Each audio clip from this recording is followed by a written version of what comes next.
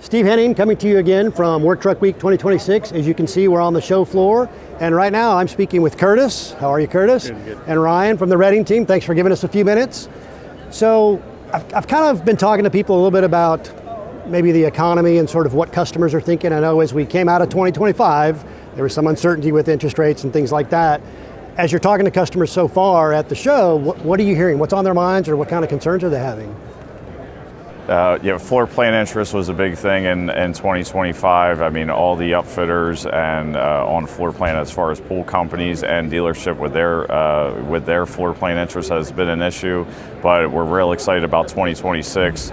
The market has really come back a lot better in 2026, so we're excited for the full year. The first quarter has been going very well. Been going very well, great. And it looks like here I'm seeing a lot of activity in the booth. I'm assuming you're feeling the same thing? Yes, Work Truck Week's a great week. I mean, it's a great show to have partners, vendors, dealerships, and fleets all together. You know, Curtis and I mean, we travel around the country, and just having everybody at one show and just makes our jobs a lot easier to get everybody in one place. One place. Yeah. One place. And it's kind of nice. You get a chance to reconnect with folks maybe you haven't seen in a little bit. So I think that's one of the nice things about the show.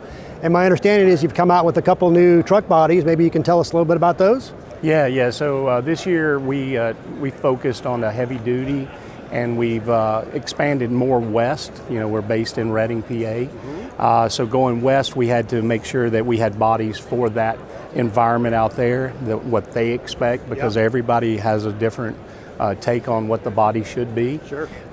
There's some bigger players out there that we have to compete against that stay in that market.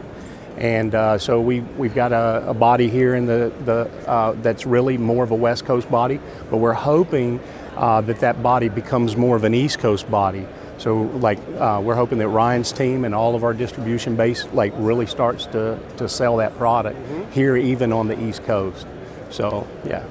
So maybe dive into that a little bit. When you say it's more of a West Coast product, what do you mean by that? Well, it's kind of unique because on the East Coast, everything is kind of black and steel.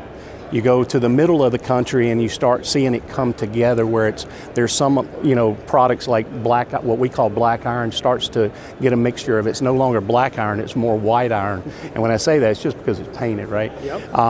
But when you get to the West Coast, everything is white and wood. You don't see a lot of black bodies out there. So it's kind of, when you walk around a show like this and you see so much black, and then the white is really out west. So it's kind of unique, right, Ryan? I mean, we see this, and so and a lot of the product out there where we're black and steel on the East Coast and Midwest, like I said, it starts to come together. The West Coast is white and wood. Like the flooring, most of the wood, and it has to do with the environment. Sure. The sun shines all the time out west, that kind of stuff. So it's wood instead of steel because it gets so hot. It's crazy. But you have to be able to, have product for everybody. Oh, absolutely. And I think, that sort of drives home the point. We talk a lot about use cases. If you're, let's say, a delivery company versus somebody who's in construction, the use case is just vastly different. Same point about West Coast and East Coast. When you're talking to your customers, are there specifics that they're really interested in as they've head into 2026 and say, boy, this is really what we're looking for, this is what we're expecting to be booming this year? I wouldn't say as far as a product that maybe a new target to have a lot of volume for, but just understanding your customer needs, whatever we can do to help the customer out, understand their specs. Our sales team meets with our end user customers. What helps them and how do they use the vehicles is what's important.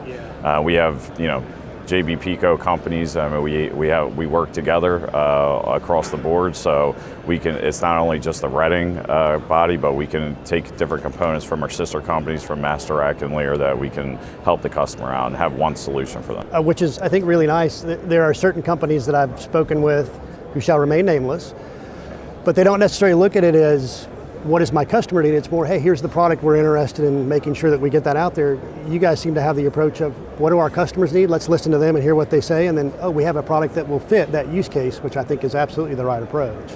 I don't know everybody does that. Yeah, I don't look as us as salespeople. I look at it as upfit consultants. What do you guys need, and we'll go out and find a solution. The consultant part, I think, is really appropriate. I heard a phrase, vendorship versus partnership. Clearly, you have the partnership mindset, the consultant mindset versus, let me sell you something. Well, what do you need for your business? How can I help? So as far as the new products and the new bodies, are there specifics that have really resonated with people that have come through the booth so far? Yeah, some of the specifics, like we manufacture a crane body, and we wanted to get into the heavy duty body more, because our service bodies are more lightweight, two, 3, 4, is what it's really designed, and maybe class 5 a little bit. But when you get into the heavier stuff, which you put it on a 5 series, 6 series, 7 series, and that's what we have here. It's on a 5 series, and it's a heavy duty, like really, it's almost like a crane body without the crane, right?